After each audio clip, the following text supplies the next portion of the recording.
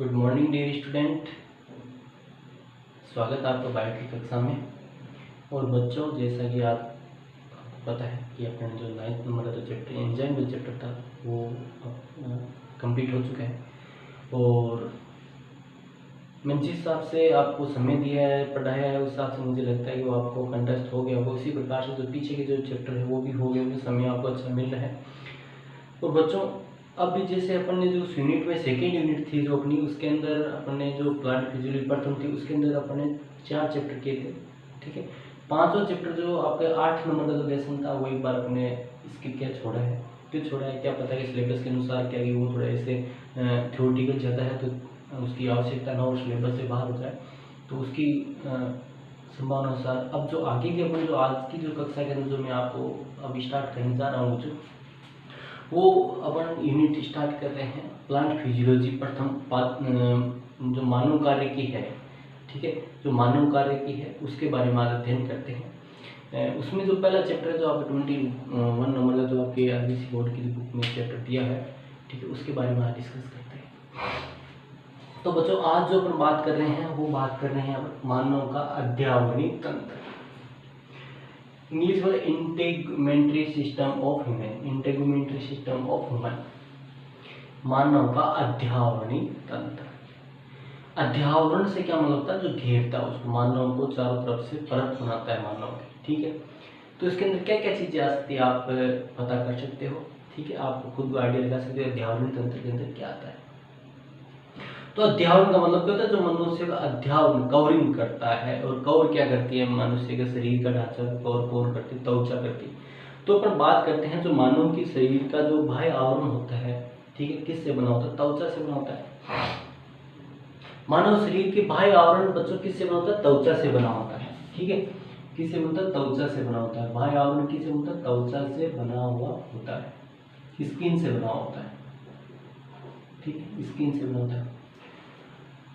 दूसरी बात, त्वचा और त्वचा के जो व्युत्पन्न होते हैं, त्वचा और त्वचा के जो व्युत्पन्न होते हैं, त्वचा और त्वचा के जो व्युत्पन्न है, व्युत्पन्न का मतलब क्या होता है, त्वचा के अंदर पाई जाने और संरचनाएं हैं, जैसे रोम है, ग्रंथि है, जैसे श्वेत ग्रंथियां हैं, सीबीसीएस ग्रंथियां हैं, है ना, स्तन ग्रंथियां हैं।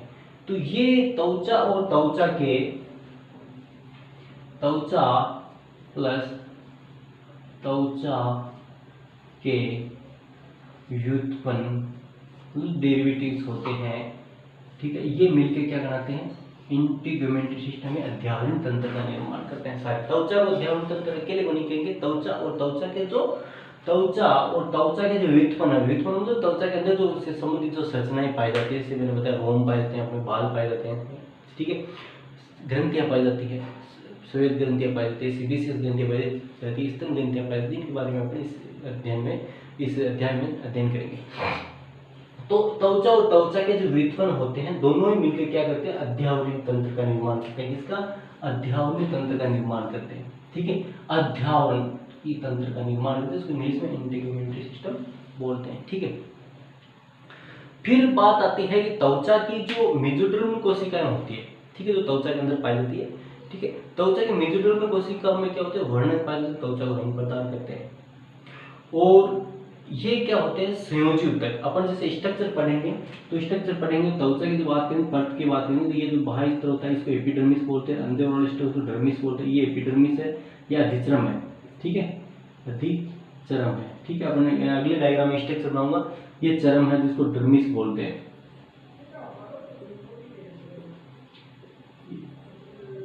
ये एपिडर्मिस है। ओके, तो ये जो है, ये संयोजी ऊतक के द्वारा जो नीचे का जो पेशी स्तर होता है उससे जुड़ा हुआ होता है। ठीक है, त्वचा का जो मेसोडर्म स्तर होता है अपन बात करेंगे, तो ये कि तो पेशी स्तर से संयोजी ऊतक के द्वारा जुड़ा हुआ होता है। संयोजी ऊतक बीच में पाया जाता है, और संयोजी ऊतक के द्वारा ये जो नीचे का जो पेशी स्तर होता है उससे जुड़ा होता है।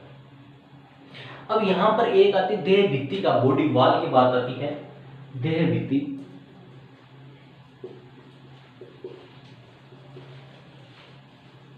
बॉडी वॉल की बात आती है, देह भित्ति की बात आती है, बॉडी वॉल की बात आती है। तो देह भित्ति क्या होती है बच्चों, पेशी स्तर और जो देह गुहा का जो आवरण है। ठीक है, देह गुहा की जो अपन बात करें, देह गुहा जो उपकला सिलोमिक जो एपिथेलियम है, ठीक है। देह भित्ति किससे बनती है, आपको पूछ दिया देह भित्ति बॉडी वाल किससे बनती है, त्वचा का जो पेशी स्तर है, पेशी स्तर प्लस देह एपिथेलियम जो है, ठीक है। तो द्विगुही का जो एपिथेलियम है, ठीक है, देहगुही जो उपकला है या शिलोमिक जो एपिथेलियम बोलते हैं, दोनों मिलकर क्या बोलते हैं, बॉडी वाल का निर्माण करते हैं। अपने शरीर की जो वाल होते हैं बॉडी वाल, ठीक है, देह भित्ति बोलते हैं इसको, देह भित्ति का निर्माण करते हैं। आपको देह भित्ति किससे बनी होती है, तो अंदर अपने जैसे बात करें देह गुहा, देह गुहा का मतलब इसके अंदर अंग पाए जाते हैं ना। अपने बीच की तो ये होती है आहार नाल होती है पूरी की पूरी, ठीक है, और बीच में जिसमें अंग ऑर्गन्स पाए जाते हैं इसको क्या बोलते हैं, देह भित्ति। और देह भित्ति की जो बाहरी परत होती है उसको क्या बोलते हैं, देह भित्ति उपकला बोलते हैं या देह उपकला बोलते हैं। अपन बात करें देह गुही उपकला जिसको शिलोमिक एपिथेलियम बोलते हैं, देह गुही उपकला जिसको शिलोमिक एपिथेलियम बोलते हैं। और शिलोमिक एपिथेलियम और इसका जो त्वचा का पेशी स्तर दोनों मिलकर क्या होते हैं, देह भित्ति बॉडी वाल का निर्माण करते हैं।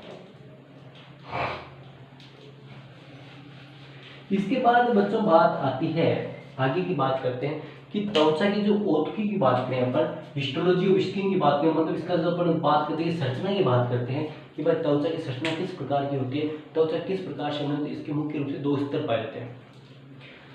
त्वचा होती है मुख्य रूप से दो स्तरों से मिलकर बनी होती है। औतकी की बात करें, त्वचा की अपन औतकी की बात करते हैं, तो त्वचा की औतकी की बात करें, त्वचा जो मुख्यतः होती है जो दो स्तरों से मिलकर बनी, दो स्तर से मिलकर बनी होती है, ठीक है। दो स्तर से, दोनों स्तर कौन कौन, सबसे बाहरी स्तर होता है उसको बोलते हैं अधिचर्म, जिसको एपिडर्मिस इंग्लिश में क्या बोलते हैं, अधिचर्म और एपिडर्मिस। और दूसरा स्तर कौन सा, चर्म, जिसको क्या बोलते हैं, डर्मिस। मुख्य रूप से दो स्तरों से मिलकर बनी होती है। मुख्य रूप से पर बात करते हैं तो ये दो प्रमुख दो स्तरों से मिलकर बनी होती है। बाहर सबसे बाहर वाला स्तर होता है उसको अधिचर्म बोलते हैं, और उसके नीचे जो पाया जाता है उसको चर्म बोलते हैं, डर्मिस बोलते हैं, ठीक है। अब बात करते हैं कि जो अधिचर्म है ये क्या होता है, अधिचर्म की बात करते हैं। अधिचर्म या एपिडर्मिस क्या होता है, ये सबसे बाहरी स्तर होता है और ये याद रखना भूमि एक्टोडर्म से बनता है, ठीक है। याद रखना इसका मुख्य रूप से जो क्वेश्चन पूछ सकते हैं ऑब्जेक्टिव में, है ना, वो पूछ सकते हैं आप, किसी 1 नंबर का क्वेश्चन आ सकता है। तो ये किससे निर्माण होता है, इसका भूमि एक्टोडर्म से होता है। इसका निर्माण किससे होता है, भूमि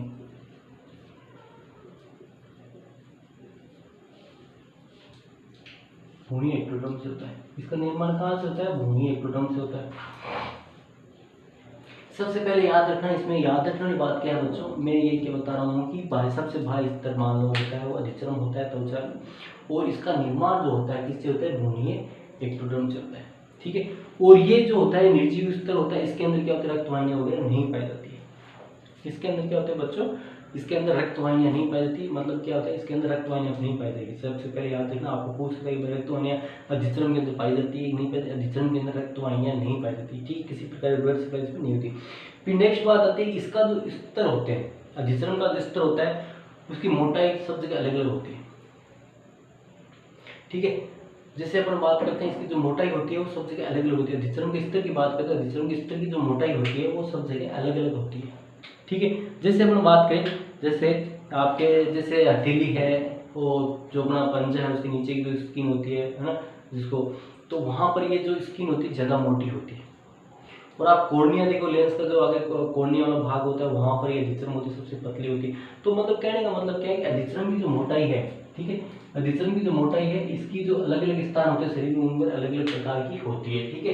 तो जैसे अपन बात करते हैं कि जैसे तलु है, हथेली है, और नेत्र कॉर्निया में है सबसे पतली होती है, और तलु और हथेली के अंदर मोटी होती है। आप देख लो कि रगड़ ना लगे, तो रगड़ वाले भाग होते हैं वहाँ पर क्या होती है, मोटी होती है, मजबूत होती है। इस प्रकार से इसका जो बाहरी स्तर होता है, ठीक है, ये भी देख लो आप, अधिचर्म में बाहर से दिख रही है आपको, और ये भी अधिचर्म, लेकिन ये थोड़ी आप देखोगे तो मोटी होगी जो हथेली और तलु में, और जो नेत्र में जो कॉर्निया है, कॉर्निया की जो अधिचर्म होती है वो पतली होती है, ठीक है। इस प्रकार नेत्र कॉर्निया में बहुत ही पतली होती है। अब नेक्स्ट जो बच्चों बात आती है इसके अंदर, देखो याद रखना, नेक्स्ट बात आती है इसके अंदर कि अधिचर्म जो होता है, ठीक है, अधिचर्म होता है ये अनेक स्तरों से मिलकर, कोशिकाओं के अनेक स्तरों से मिलकर बना होता है, ठीक है।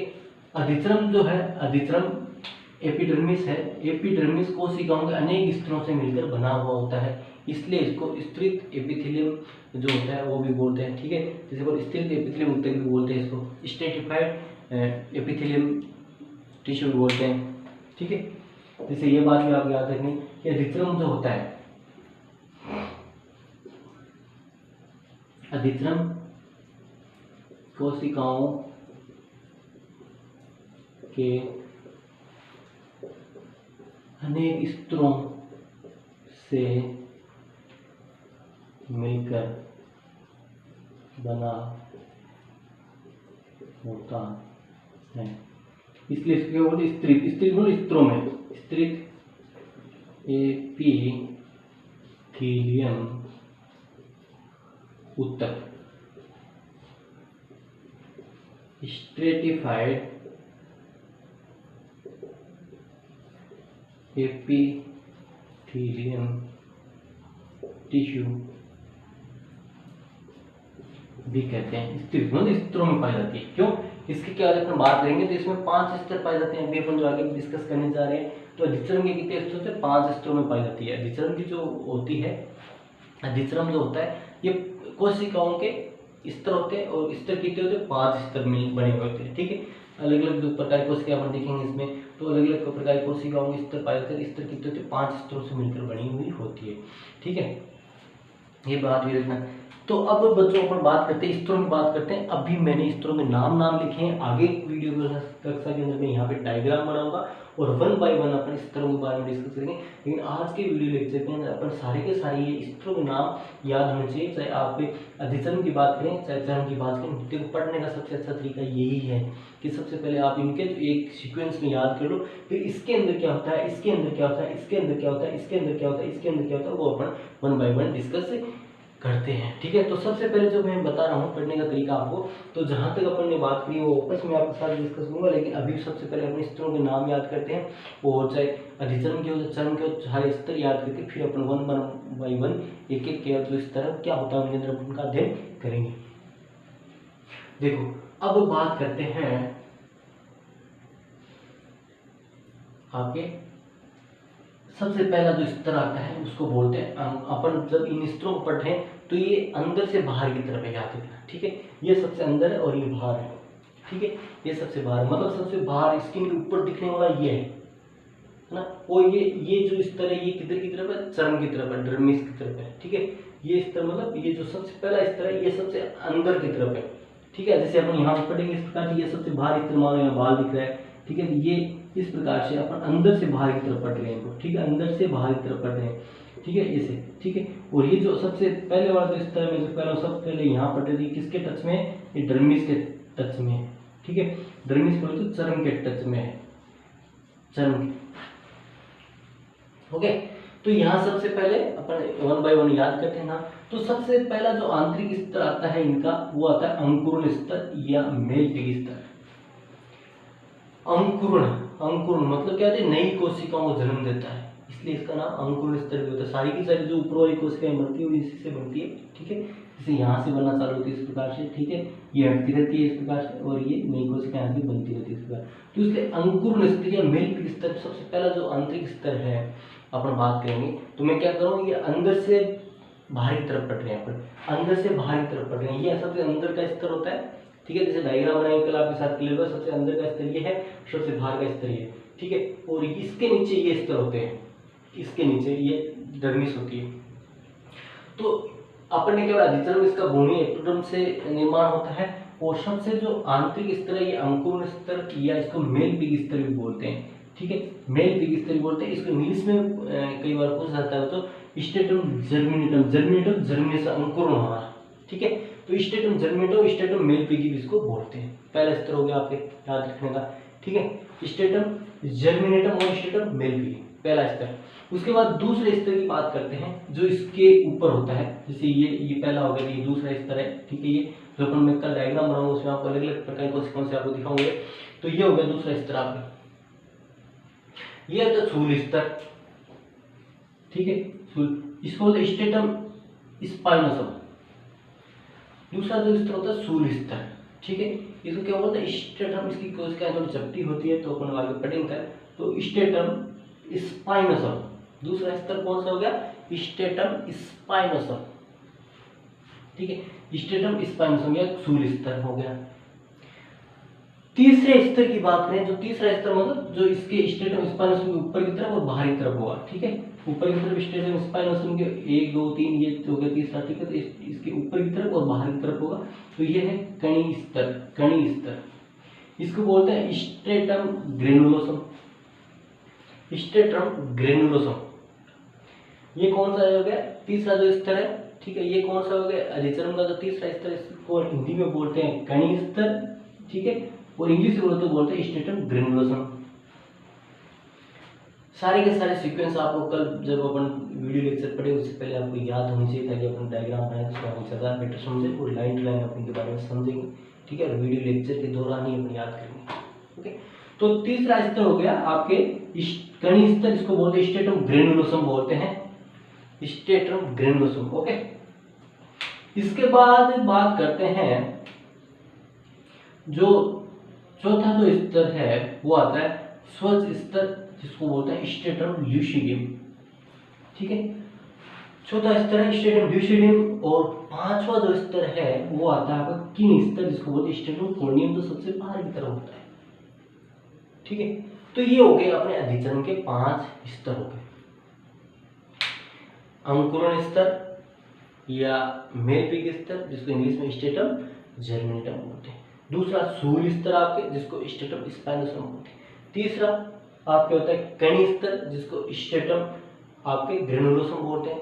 चौथा स्वच्छ स्तर, जिसको स्ट्रेटम ल्यूसिडियम बोलते हैं। और पांचवा किन स्तर, जिसको स्ट्रेटम कोर्नियम बोलते हैं। पांचों स्तर से मिलकर किसका निर्माण होता है, अधिचरण का निर्माण होता है। इनकी कोशिकाएं होती है, अलग अलग प्रकार की कोशिकाएं होती हैं, उनके कार्य क्या होते हैं, किस प्रकार से उनका अरेंजमेंट होता है, वो अपन आगे के इनको जो 1 बाय 1 पढ़ेंगे तो इनमें डिस्कस अपन करेंगे। लेकिन पांचों स्तरों के नाम अभी आपको याद होने चाहिए, ठीक है, ये हो गया। इसके बाद जो अगला जो आता है वो आता है आपके चरम, डर्मिस। अधिचर्म के जो नीचे वाला भाग होता है, अधिचर्म के जो नीचे जस्ट नीचे स्थित होता है वो होता है आपके डर्मिस। और इसका निर्माण जो होता है वो भ्रूणीय मेसोडर्म से होता है। यार उसका किससे हो रहा था, इसका निर्माण किससे होता है, भ्रूणीय एक्टोडर्म से हो रहा है। नीट के अंदर कई बार पूछा जाता है इसका निर्माण भ्रूणीय एक्टोडर्म से, क्योंकि भ्रूणीय अवस्था में 3 अवस्था, एक्टोडर्म, एंडोडर्म, मेसोडर्म 3 होती है ना, तो उसमें इसमें किसका एक्टोडर्म से हो रहा है। और जो डर्मिस है इसका निर्माण किससे हो रहा है, मेसोडर्म से होता है ना। डर्मिस का निर्माण किससे होता है, भ्रूणीय, याद है ना, जब पढ़ेंगे तभी बताऊंगा आपके।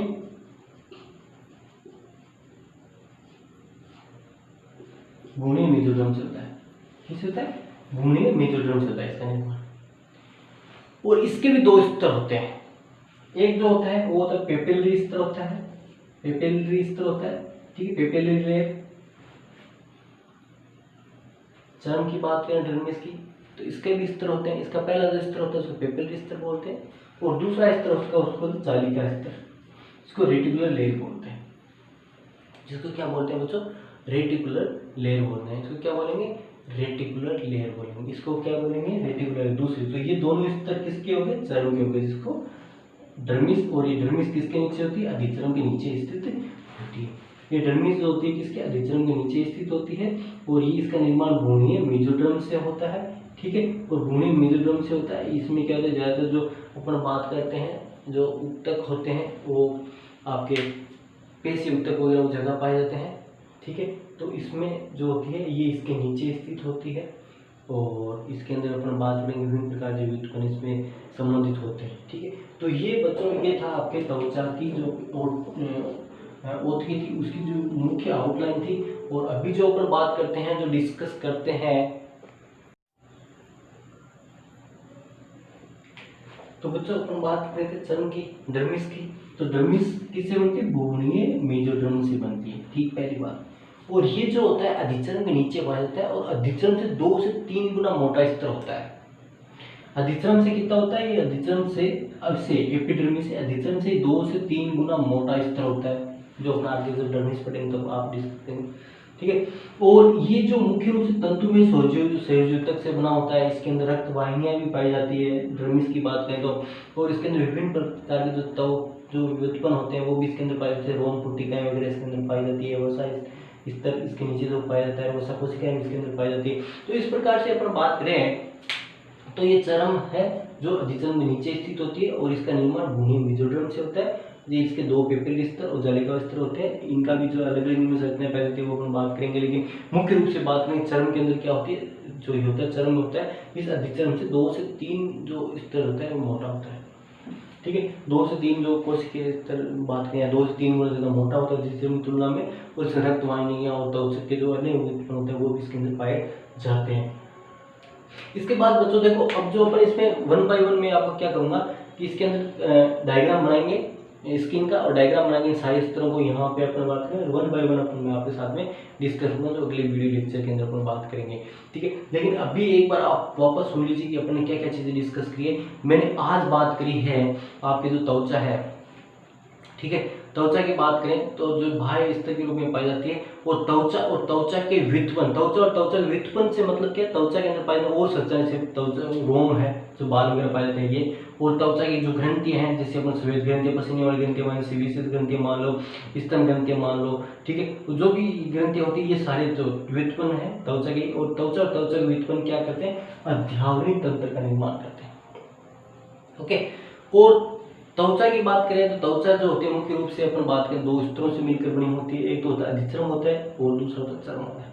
अधिचर्म सबसे बाह्य स्तर होता है, ठीक है, और इसका निर्माण भ्रूणी एक्टोडर्म से होता है, और इसके अंदर रक्त वाहिनी वगैरह नहीं पाई जाती है, और इसकी जो मोटाई होती है वो सब जगह अलग अलग होती है शरीर के अंदर। जैसे अपन बात करें तो रगड़ वाले भाग होते हैं तेली तलवे होते हैं, वहाँ पर ज़्यादा मोटी होती है, और जो नेत्र बात करें नेत्र में कॉर्निया है वहाँ पर ये सबसे पतली होती है।